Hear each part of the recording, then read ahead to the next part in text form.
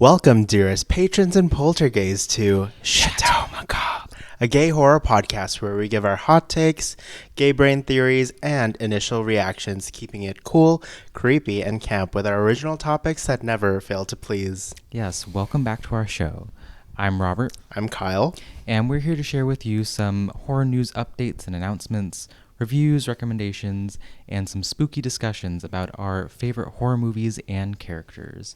So let's get right into our show. As always, we like to think of this show as our weekly Halloween party, and every good Halloween party needs a great spooky-themed cocktail. So that brings us to our creepy cocktail of the week. This is called the Red Devil. It is a mix of vodka, whiskey, orange juice, grenadine, and raspberry juice. So Kyle and I are going to try this and let you know if this is something you should serve at your next spooky themed night. So cheers, Kyle.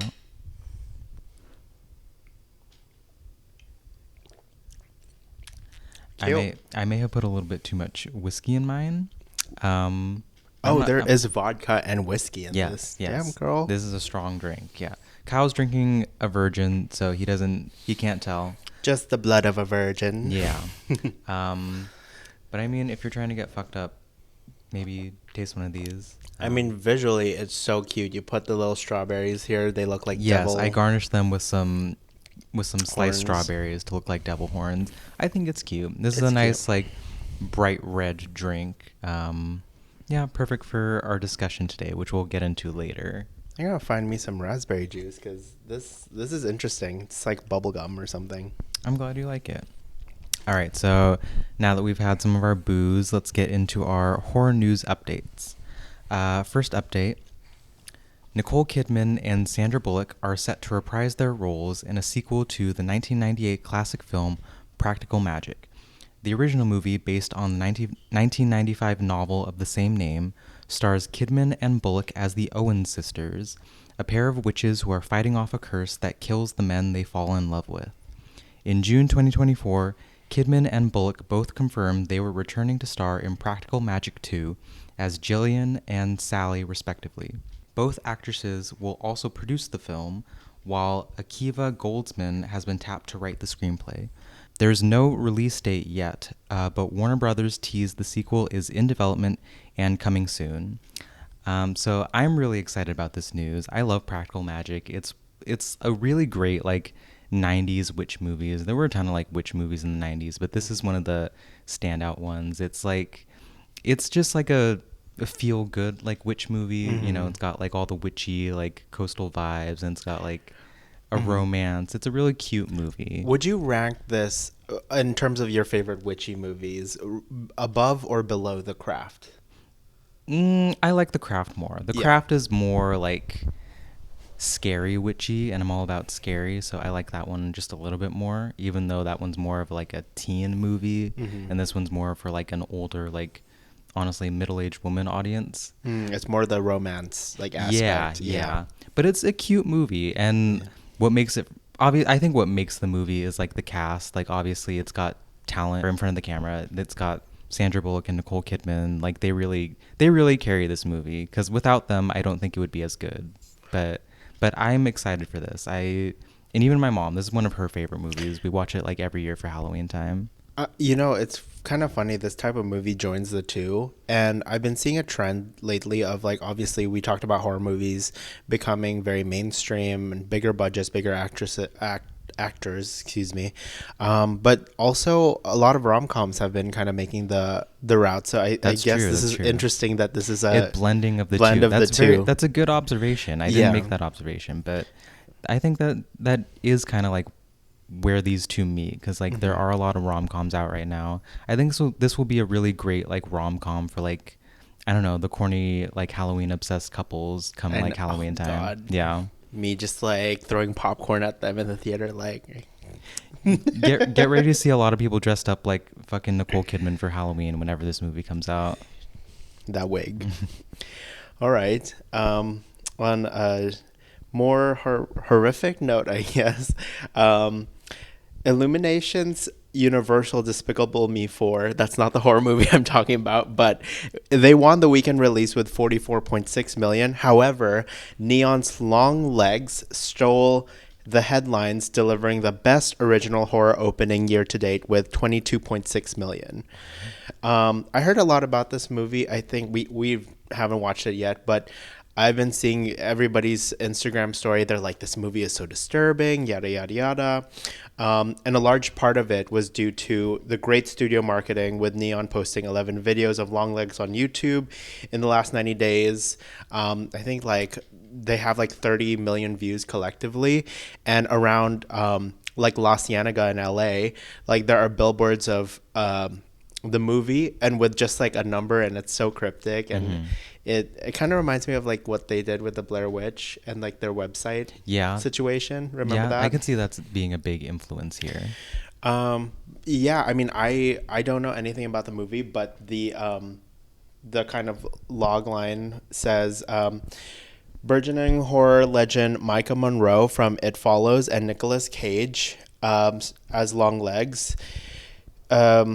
He stars as the killer in this movie, which audiences kind of like started seeing him in a lot of these like unhinged psychotic roles. Do you remember there was this movie that came out starring him recently where he was in everybody's dreams? I do. Dream Scenario. Scenario. Yeah. That one, he kind of freaks me out. Like his face is very, I don't know. Yeah. But yeah, I mean, like we talked about how horror movies are being churned out, like, you know, like Blumhouse is like fast food factory right now, because they're relatively cheap to make, but then when, you know, it's a hit, and then you make, you know, your profits really fast. So you know, well, hopefully this one will be good though. Yeah, I mean, just from some of the reviews I've heard, it sounds pretty good, so I'm glad it's successful. I know. She like Zodiac Killer sashay away. Like Nicolas Cage is here. Jesus. All right, moving on. A Beetlejuice pop-up experience is coming to LA this August. Beetlejuice, the Afterlife Experience, will officially open its doors on Friday, August 23rd at Ovation Hollywood in Los Angeles and run until Sunday, October 6th. Venture into the visually iconic world of the afterlife in this all-new official interactive experience based on Tim Burton's films, featuring recreated sets, live entertainment, and a cast of eclectic ghosts and more 6 feet under surprises. Satisfy your eternal hunger at the Afterlife Diner with some food and drinks, then grab some eye-popping exclusive merch. Here you'll make memories that will last at least a lifetime. I don't know if you heard about this. I saw some of the images online. It looks pretty cool. They like recreate some of the sets. I'm kind of mostly excited for some of the themed food and drinks. This is genuinely something like I might want to go to whenever it's open. Like, it looks really cool. Yeah. First of all, when you were explaining this, the first thing that came into my mind was budget. Not some fucking, you know, hypnotic pop-up in somebody's apartment or whatever. Or even like one of the, I mean, I feel like every big studio is doing like a movie pop-up these days, but it's just like basically like a overhyped photo op. This seems more like a walkthrough experiential with food and drinks, live entertainment, actors. Like, it sounds really cool. I might want to check it out whenever it comes out. This is kind of a sad news update, but a true icon and legend in the world of entertainment, actress Shelley Duvall, has recently passed away at the age of 75. Her longtime partner, Dan Gilroy, tells The Hollywood Reporter that Duvall died in her sleep of complications from diabetes at her home in Blanco, Texas. You know, of course, she's known in the horror universe as the great performance that she did in The Shining with Jack Nicholson. And her final performance will be featured in an upcoming horror film called The Forest Hills, which has already wrapped production and will be releasing soon. The role in the new werewolf movie will be Duvall's first on-screen performance in more than 20 years. So I'm sure a lot of people will want to see this now, especially that. I know. Yeah. She was such a great talent. I mean, she was in not just The Shining, but she was in so many great films like Popeye. I don't know if you ever watched that movie as a kid, but that was a great movie with Robin Williams, and also that TV show that she starred in and also produced, the kind of fairy tale. I forget what it was called, fairy tale fantasy, but you've seen the meme like of her walking in and going, "Hello, I'm Shelley Duvall. Hello, I'm Shelley Duvall." Like she was very iconic, and I think a lot of actresses and female entertainers owe a lot to her today because she was like such an unconventional beauty. Like she had this very distinct look, and I feel like a lot of like actresses like Mia Goth or even like entertainers like Doja Cat, like these unconventional kind of beauties, like owe a lot to her for like kind of paving the way. Yeah, I mean, I heard in The Shining, like Kubrick really psychologically tortured her. He did. And that's why her performance was so raw, I guess. I mean, great movie, but fuck that guy. Jesus. I know, that's terrible. But Shelley Duvall was great talent, and she will be missed. R.I.P. Queen. All right, so that brings us to the conclusion of this week's horror movie news updates. So we are going to get into this week's horror discussion. This is a bit of a different discussion for our show because we're not really talking about movies, but today we're going to be talking about something that may be equally as scary depending on how you look at it. We're talking about pop star conspiracy theories. I don't know if you agree, but I kind of feel like we're kind of living in the golden age of like ridiculous, outlandish like conspiracy theories. Oh, yeah. Like, I mean, like conspiracy theories surrounding celebrities have always been around. Like people said, like, you know, the Beatles were satanic, or like people killed Marilyn Monroe. But I think what makes it different today is like obviously the internet, and more specifically like websites like Facebook or TikTok, where any like crazy person can just like say whatever and make up some outlandish like story about a famous person or event, and millions of stupid people will just believe them because that's how the internet works. I mean, now it's kind of crazy that everybody has an audience now. So like you could literally listen to like a lunatic and believe it's true. Like, not to get into politics, but like, I mean, so many people like don't even, like boomers especially, like my family doesn't even question like anything about that Trump video of him getting shot. Like they just think like there's no way it could have been staged. You think it was staged? I mean, some people believe it's staged. See, conspiracy theories. Yeah. Okay. We'll talk. We'll get into it. Yeah. But yeah.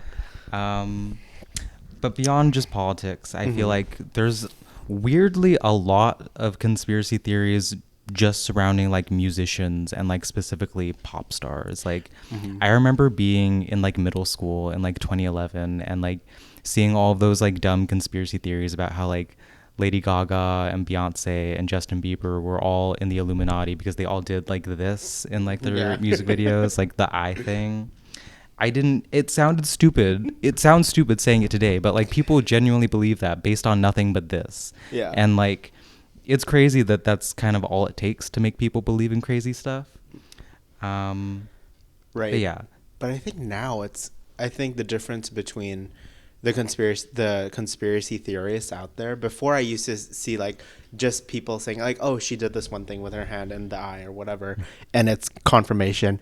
Now I think people are so crazy that they go into like what's called confirmation bias, and they pick apart every little thing, and they find like connections within. Literally, it's like, oh my god.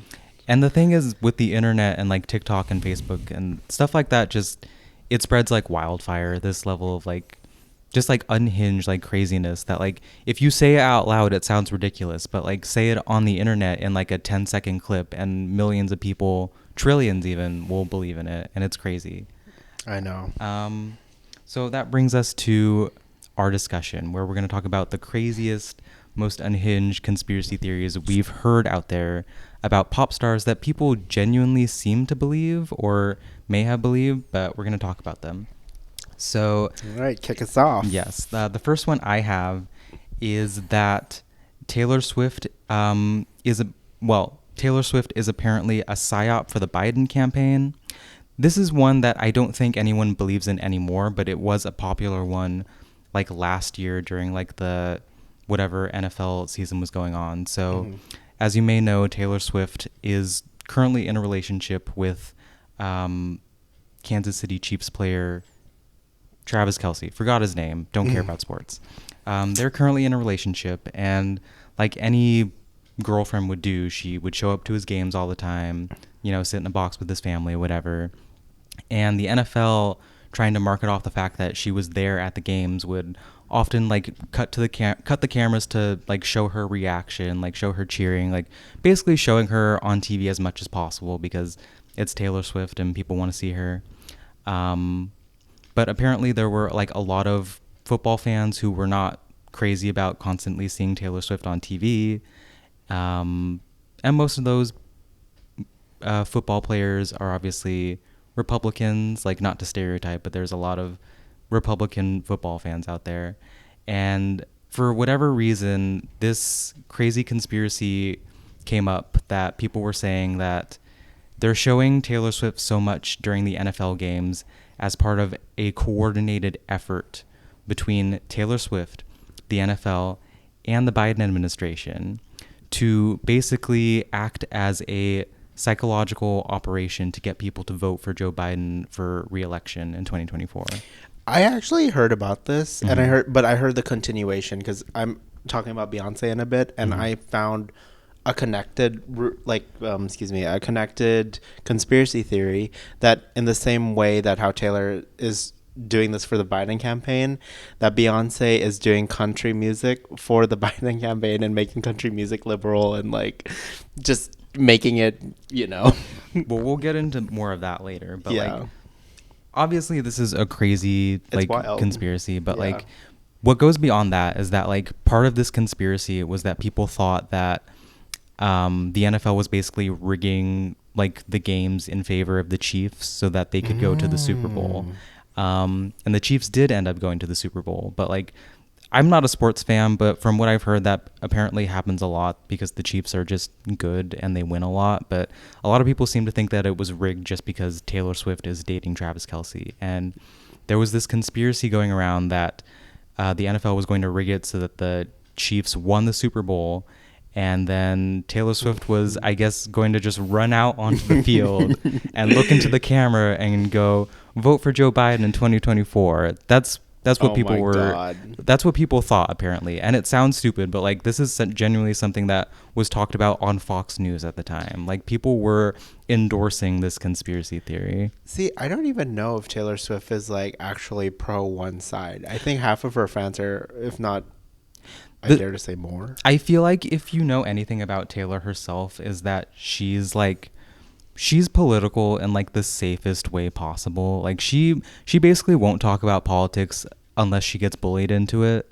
Like I'm sure she is like left leaning, but she wants to appeal to as many people as possible. Exactly. So she's not going to talk about her views because again, like she's a white, like country adjacent girl. I'm sure she's got way more like right-wing fans than liberal fans, so she's 100%. not gonna like cut off those fans by saying anything.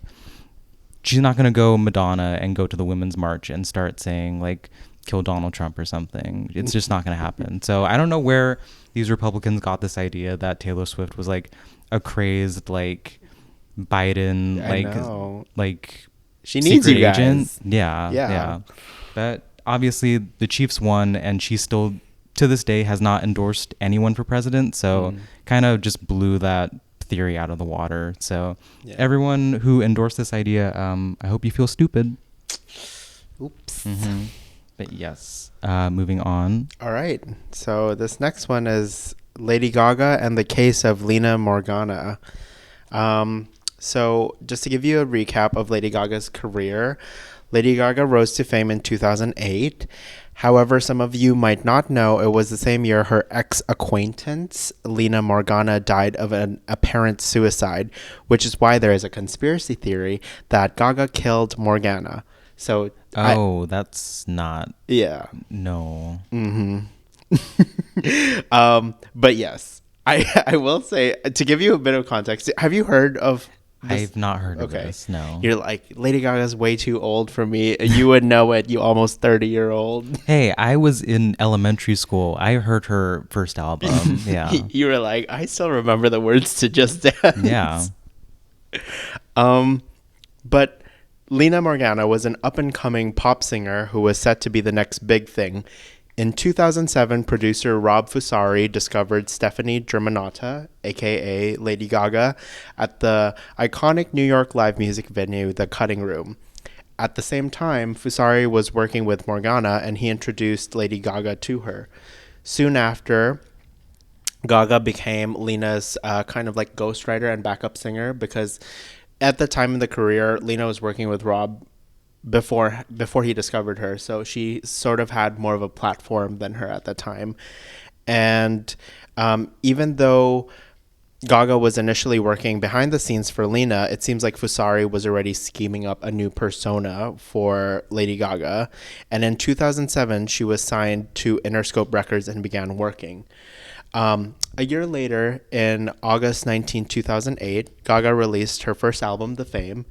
And 2 months later, on October 4th, 2008, 19-year-old Lina Morgana died by suicide. It was reported that she fell to her death from the roof of the Staten Island hotel. God. Yeah. I know it's a lot, but bear with me. In a since-deleted interview, Morgana's mother said that Lady Gaga is holding onto Lena's soul, and she wants Lena's to be free. I know it's a bit of a stretch, and we get it, grieving mother, right? She'll say anything, and she sees the girl that her daughter worked with rise to fame and all this kind of stuff. But she mentions that Gaga is like copying Lena in a way that, you know, talking about having a hard upbringing, but in reality, Gaga came from a well-off background, with her attending the same high school as Nikki Hilton, whereas Lena was the one with like a rough life growing up. Now, here is where the connective tissue of this conspiracy theory lives. Speculation of Gaga's connection to Lena's murder was further heightened when Gaga released the Paparazzi music video on May 29, 2009. Can we pause for a second? Yeah. She committed suicide. Who said that she was murdered? So it was reported that like she fell to her death, but the conspiracy theories say she was pushed, Gaga murdered her, because like in the grand scheme of things, like Gaga has always had this like idea of like fame, rising to a pop star, the fame monster. And I can get into the connective tissue in a bit, but you know, that's the main, you know, like it's a conspiracy theory, it's a stretch, but that's the idea that she pushed her. Okay. Okay. But yes. So did you watch the Paparazzi music video? I don't remember it, but explain it for me. So in the opening scene of the video, Gaga is shown being thrown off a balcony, and she's making out with what's his name? That guy from Alexander Skarsgård. She's making out with her love interest, and all of a sudden she's thrown off the balcony, and it cuts to this scene where she falls into like the background is like kind of like a hypnosis swirly, and she's falling in there, and some people say it's her falling into a hypnosis of like this persona that she's becoming. And then when she hits the ground like dead, a newspaper headline flashes, and the title of the newspaper says "Lady No More Gaga," and it's a stretch, but some people say it sounds like Lina Morgana. People believe what they want to believe.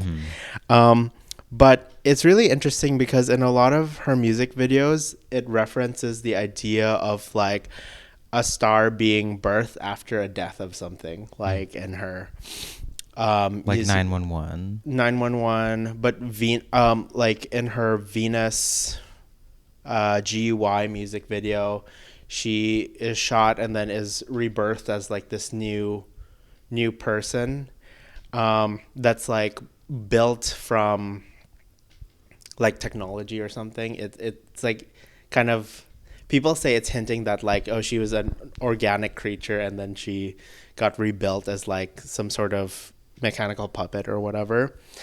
And then she has this song called Judas, which like obviously hints at the idea of like a betrayal.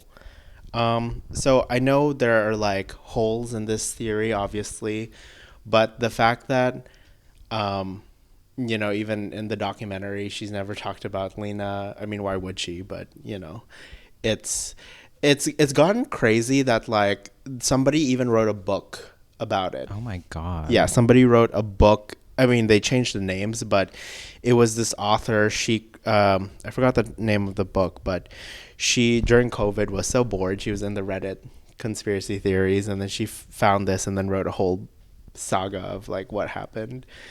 What was that article that came out that during like lockdown people kind of went a little crazy? That feels like this. She went a little crazy. Yeah, I think people's imagination starts to like go cray cray when, Yeah.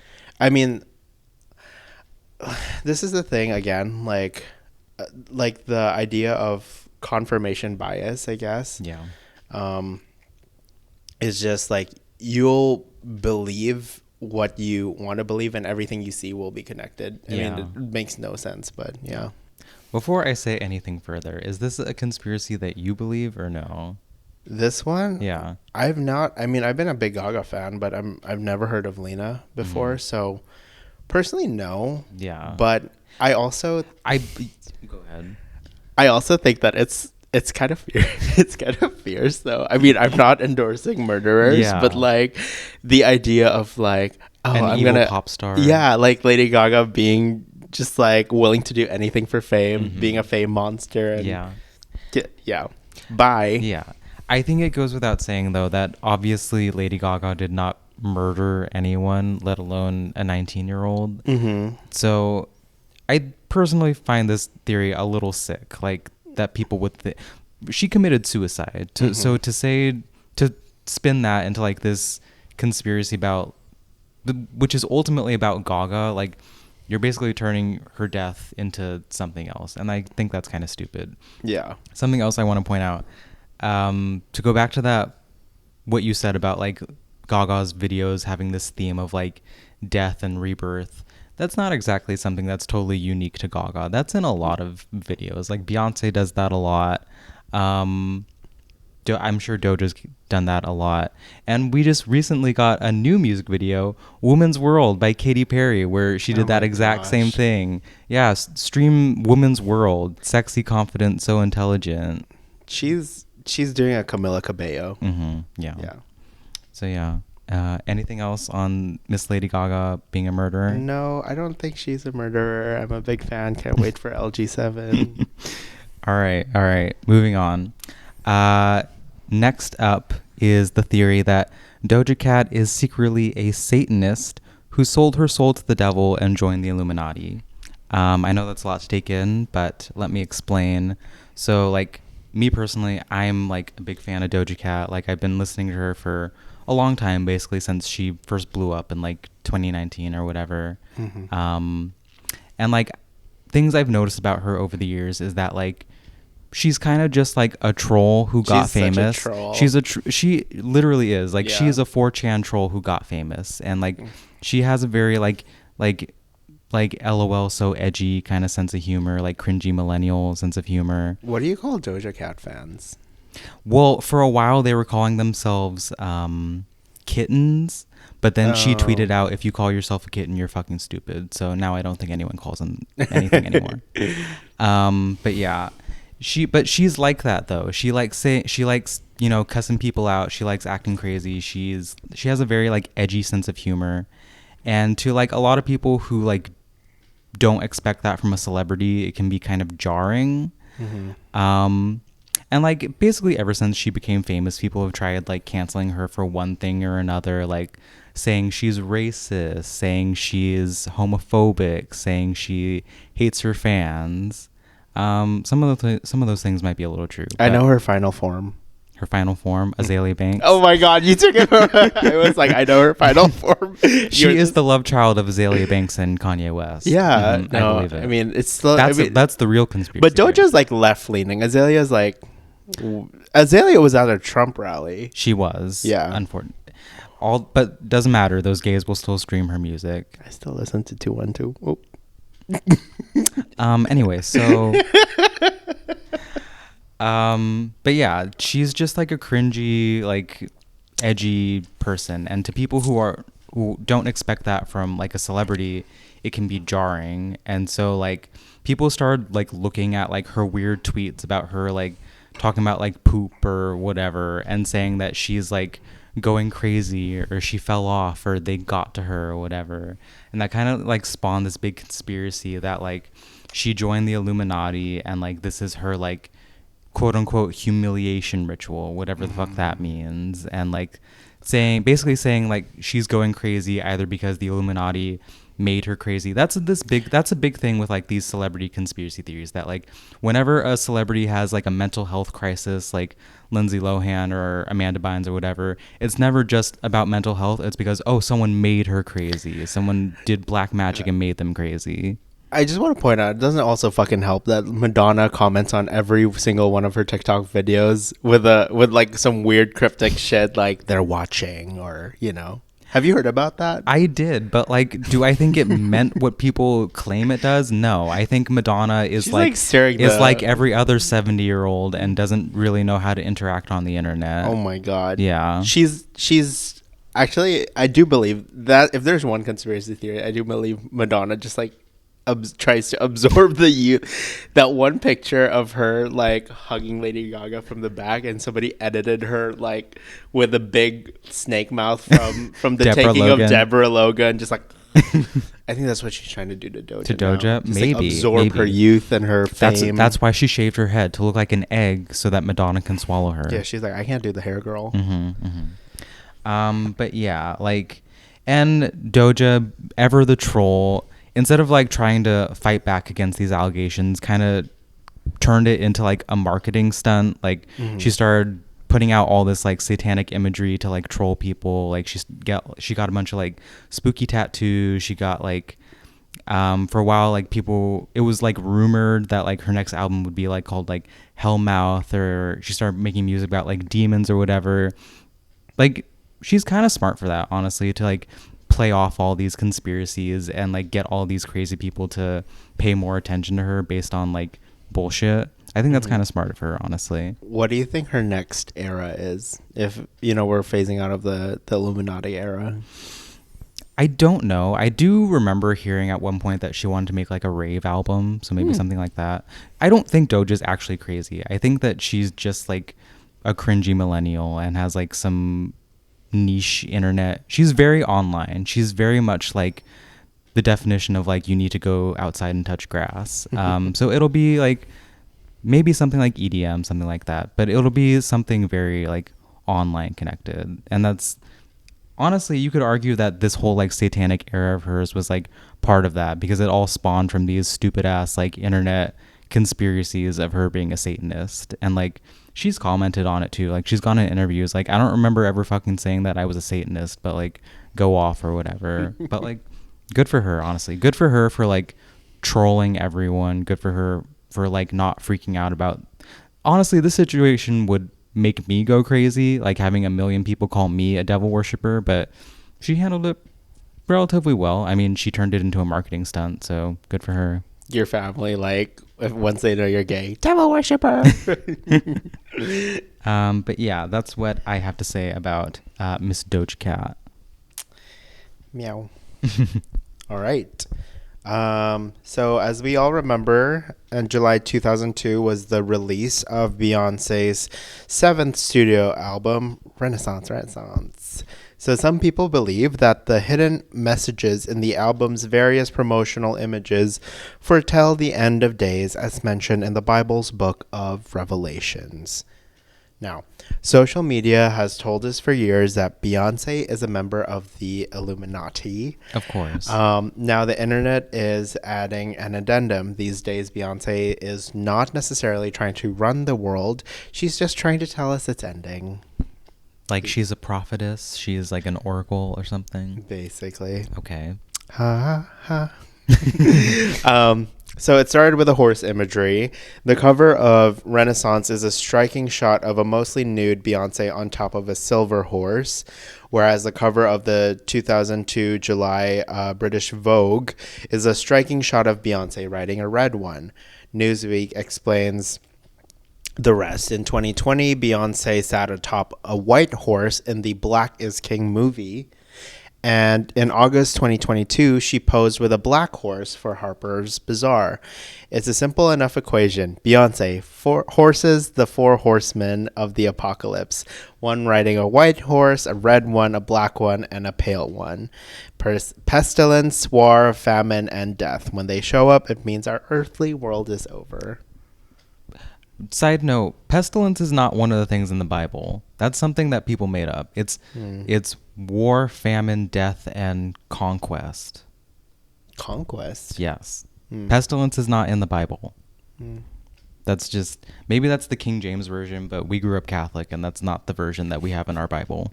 Oh my God. Yeah. It's funny that like we both went to like Catholic school and had to actually get graded on theology. I know. I don't remember shit. I remember random things like that though, or like that the Bible said Jesus died at 3:00. Shit like that, random shit. Yeah. Yeah. But anyway, I don't know. What do you think of this super stretch? Well, yes, I don't think that Beyonce is a prophetess trying to tell us that the world is ending. I don't honestly need anyone to tell me the world is ending. You can go outside or watch the news and like anyone, you can tell for yourself that the world is ending. But also like another thing, like Beyonce, you said she rode a silver horse. That horse was not silver. That horse was mirrored. There is no color to mirror. Yeah, like iridescent or glass. It just reflected. Yeah. It's a mirror. It wasn't silver. So like, I don't know if that. That's the one thing that pulls this conspiracy apart. That the horse was the wrong color. Wrong color. Yeah. Like, no, I don't think funny. Beyonce is an oracle or anything. Damn it. But yes, moving on to our last conspiracy. This one is a smaller one. It's a stupider one. It's kind of just like a more ignorant version of the Doja Cat one, if you can believe that. But it's that Lil Nas X is a Satanist and he's trying to seduce the children. This came about after 2021 when Lil Nas X released the music video for his song Montero, Call Me By Your Name. In that video, there's a lot of religious imagery, you know, Lil Nas X in like the Garden of Eden and like the snake and the apple and then going to heaven and being judged, and obviously infamously him like pole dancing all the way to hell and then giving the devil a lap dance. I don't know what it is about conservatives, but they just like completely lose their minds over music videos, whether it's this or WAP or Feather by Sabrina Carpenter. It does. They just love watching music videos and hate to admit it, so they pretend to be outraged by them. It's kind of crazy. Like they actually probably watch it first than the actual fans. I mean, go to any gay pride event. Yeah, the homophobes are the ones who are always there. It's like they're early. We're still getting drunk at brunch, and then they're already ready with their side. Yeah. And they don't even stick around afterward. They're like, okay, parade's over. We're going home. It's like, just say you wanted to go to a parade. They really work the event. They really Honestly, do. there is no gay pride event without the guests. It's a photo op. Yeah. It's a photo op. It's nice. Like they're there to do their job, and they're consistent, and they're always there. So shout out to the sign girlies. But moving back to Miss Lil Nas X, after this video went out, a ton of conservatives just like went crazy with it, like saying that he's like obviously piggybacking off the whole Satan like imagery, saying like, oh, he's like, this is blasphemous. I remember Candace Owens. I don't know if you know who she is. Oh gosh, yeah. She did like this whole video saying that like, oh, this is blasphemy. This is like spitting in the face of our Lord Jesus. And I'm like, okay, and like, do it again. But, I don't know if your parents are going to be okay with me saying that. No, you're fine. But it's like, just say what you really mean. Just say that you were pissed that a gay man was like dancing provocatively and doing all this shit. Just say that you're homophobic. Like, you don't have to like spin it all this other way, saying that like, oh, it's a conspiracy, oh, it's satanic. Like, just say you hate gay people and like, this is taking too long. I remember like during that time, like after this video came out, I would get like sponsored videos on YouTube like talking about this, like from conservative YouTube channels saying like, oh, he's trying to like steer our children in the wrong way, he's trying to like brainwash the children and like SJW whatever. Like, remember when people used to say SJW and like all this stupid shit, and it honestly kind of pisses me off. They're actually being SJWs. They really are. I mean, it's the fact that no one ever wants to like point out the irony is amazing to me. But yeah, this shit, like, it pisses me off more than like the Doja Cat one. Like, at least Doja, like, she like kind of trolled everyone afterward. This one is it. At least with Doja, like, it wasn't based on anything other than her like acting crazy. This one, it's based on nothing than him just like being gay, and I don't know, it's stupid. But like Doja, he also tried to like market off of it by releasing those like Satan shoes. Do you remember those? Yeah. They kind of flopped because Nike ended up suing him. Well, not him, but like the company who made them, because like I guess they weren't like allowed to use like the Nike swoosh on those. But yeah, this whole situation just kind of sucked. And it's just like, the video is cool. Like, I like the video. Like, I don't like his music so much. Like, it's not my cup of tea, but I like that video. Made me like fall in love with him like as a person. Like, I have a lot of respect for him just for like what he did there. Yeah, he's like also trolling. He's just I literally. Mean, it's fun. I mean, yeah. When you're at that level and you're just like, you know what, fuck it, let's do it. Yeah. Yeah. So in conclusion, what do all of these crazy conspiracy theories teach us? Mostly that people are kind of stupid, and they'll kind of believe anything as long as they read it on the internet. But unfortunately, that's not really new. Like, again, like, crazy conspiracies have been around forever. Like, people used to say that like the Beatles or Iron Maiden or Metallica, that they were all satanic. So unfortunately, it doesn't seem like these kind of theories are going anywhere anytime soon. So maybe we just stay off the internet for a while, and maybe don't go out in any big crowds. Don't go to any of your favorites concerts anytime soon, because there may be some crazy witch hunters out there trying to get them. Oh my God.